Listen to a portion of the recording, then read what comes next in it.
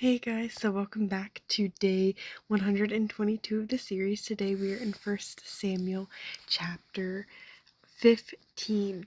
So the chapter starts off by saying, Samuel said to Saul, I am the one the Lord sent to anoint you king over his people Israel. So listen now to the message from the Lord. This is what the Lord Almighty says. I will punish the Amalekites for what they did to Israel when they waylaid them as they came up from Egypt.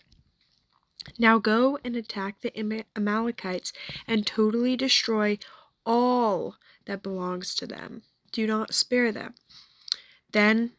So Saul then summoned the men and mustered them at Telaim, 200,000 foot soldiers and 10,000 from Judah.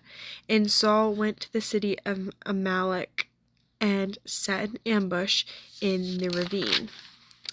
It says then, but Saul and the army spared Agag and the best of the sheep and cattle, the fat calves and lambs, everything that was good. And they were unwilling to destroy completely, but everything that was despised and weak they totally destroyed. Then the word of the Lord came to Samuel and said, I regret that I have made Saul king, because he has turned away from me and has not carried out my instructions. And Samuel was very angry, and he cried out to the Lord all that night. Then it goes down in verse 19, saying, Why did you not obey the Lord? Why did you pounce on the plunder and do the evil in the eyes of the Lord? And Saul said, But I did obey the Lord. I went on the mission the Lord assigned me. I completely destroyed the Amalekites and brought back Agag, their king.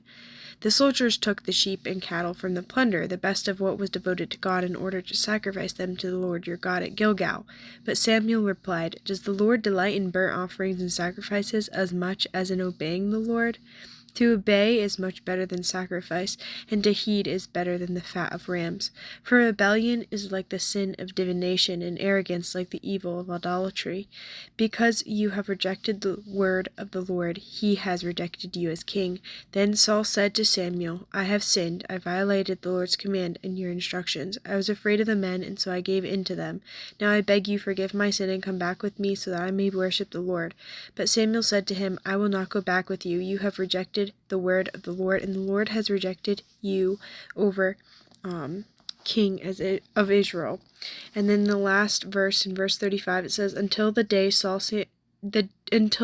Samuel died, he did not go to see Saul again, though Samuel mourned for him, and the Lord regretted that he had made Saul king over Israel.